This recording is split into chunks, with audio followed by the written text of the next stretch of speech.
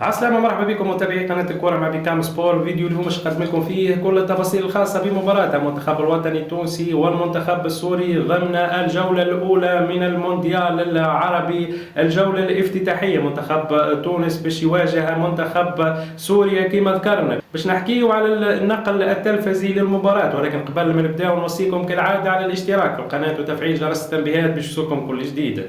تنطلق مباراة المنتخب الوطني التونسي على الساعة 2 ظهرا بتوقيت تونس، الساعة 4 بتوقيت سوريا. المباراة هذه باش تكون منقولة بصفة مباشرة عبر 5 قنوات: بي سبور المفتوحة دبي، الرياضية أبو ظبي، الرياضية الكأس القطرية، والقناة الجزائرية. يعني الجماهير التونسية والسورية عندها أكثر من قناة تنجم تتفرج فيها وتتفرج على منتخبها. بطبيعة الحال كل القنوات باش تكون مفتوحة ومجانية، فحظ موفق لنصور قرطاج في مباراتهم اليوم وفي مواجهة المنتخب السوري اللي يعتبر منتخب محترم من الناحية الفنية. الحذر، كل الحذر من استسهال المنافس، وإن شاء الله أبناء سامي الترابلسي يكونوا في نهارهم ويحققوا الانتصار.